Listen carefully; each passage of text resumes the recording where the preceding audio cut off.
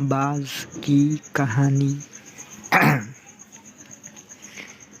बाज की कहानी। पूरी दुनिया में पक्षियों की 10,000 से भी ज़्यादा प्रजातियां पाई जाती हैं। सभी के वही 2 पंजे, 2 पंख और एक गर्दन होती है, लेकिन इन्हीं में से एक ऐसा पक्षी है जिसकी एक अलग ही पहचान है, जो आसमान का सीना चार के हज़ारों मीटर ऊपर 120 किलोमीटर की रफ्तार से खुद के कई गुना अधिक वजन के शिकार को भी अपने पंजों पे दबोच कर उड़ जाता है, और इसीलिए उसे पक्षियों का राजा कहा जाता है, जिसे हम बाज के नाम से जानते हैं। और एक बाज इतना ऊंचा मुकाम हासिल करता है अपनी ट्रेनिंग और अपने पुंजम की वजह से।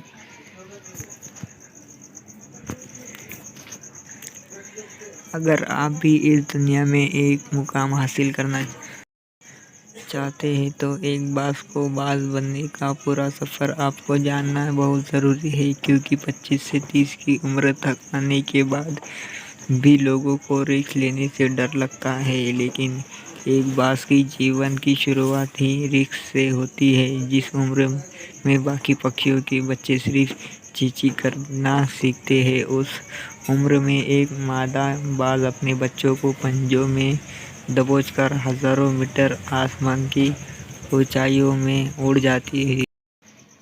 उसे ये बताने के लिए कि तेरा जन्म आसमान का सीना चार के सबसे ऊपर उड़ने के लिए हुआ है। तेरा जन्म पक्षियों का बादशाह बनने के लिए हुआ है।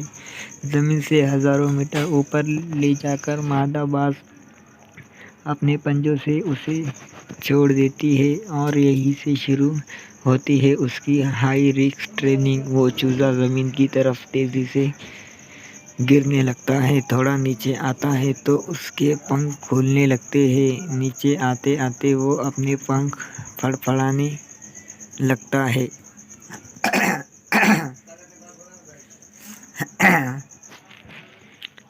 लेकिन वो अभी तक उड़ना नहीं सीखा है। वो ज़मीन से कुछ ही ऊपर होता है। ऐसा लगता है कि कुछ ही सेकंड में उसका जीवन समाप्त हो जाएगा, लेकिन अचानक एक पंजा उसे अपनी गिरफ्त में लेता है और वापस आसमान में उड़ जाता है। वो पंजा होता है उसकी माँ का, जो उसके पीछे उड़ रही थी। उसकी ये ट्रेनिंग तब तक चलती रही है जब तक वो उड़ना नहीं सीख जाता है। इतनी हाई रिस्क ट्रेनिंग होने के बाद इस दुनिया को एक बाज मिलता है। बारिश के वक्त जब सारे पक्षी आश्रय की तलाश करते हैं, तब यही बाज उसी बारिश में आसमान को चीरते हुए ऊपर निकल जाता है और बादल से कहता है, तू वर्ष ले कितना बरसेगा। और फिर नीचे आकर चैलेंज करता है। एक बाज की उम्र लगभग 70 साल होती है। जब वो 40 साल का होता है, तब एक परेशानी उसकी ज़िंदगी में मौत बनकर आती है, जो आपकी परेशानियों की तुलना में बहुत बड़ी होती है। क्योंकि 40 साल की उम्र में बाज की चोंच इतनी मुड़ जाती है कि उसे शिकार निगलने में बहुत परेशानी होती है। उसके पंख भारी हो जाते हैं, छाती से चिपकने लगते हैं, जिससे उड़ना बहुत मुश्किल हो जाता है। उसके पंजे लंबे और लचीले हो जाते हैं, जिससे वो शिकार को सही से नहीं पकड़ पाता। अब उस बाज के पास सिर्फ 3 रास्ते होते हैं। एक, वो अपनी शरीर त्याग सकता है। 2, गिद्ध की तरह छोड़े हुए भोजन पे निर्भर हो जाए। और 3, सबसे कठिन और पीड़ादायक रास्ता, अपने आप को फन स्थापित का, फिर से आसमान का सीना चीर कर उड़ने का। और वो इसी तीसरे रास्ते को चुनता है और अपने पास के सबसे ऊंची चोटी पे पहुंच जाता है।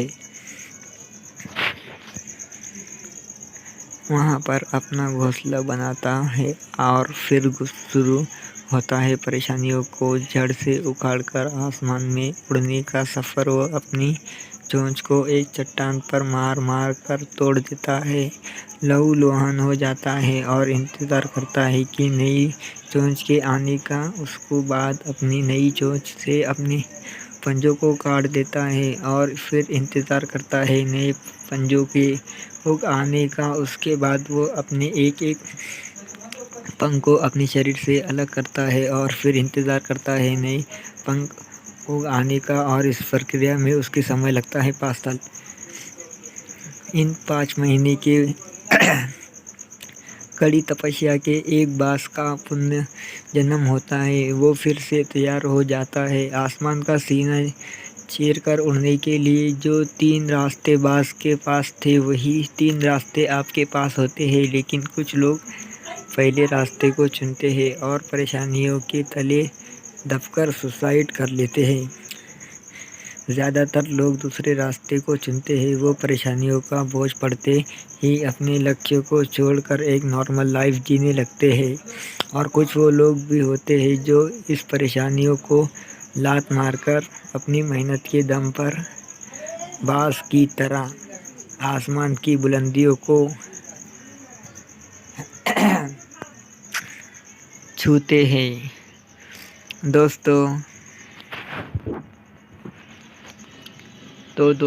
बास की ये ट्रेनिंग हमें बहुत बड़ी सीख देती है कि अगर रिस्क लेना पड़े तो लोग कि अपने फील्ड में अपने आप को इतना ट्रेन कर लो कि उस फील्ड में आपसे ऊपर उड़ने के बारे में सोच कर लोगों के पसीने छूट जाए, तभी आप अपने फील्ड के बादशाह कहलाओगे।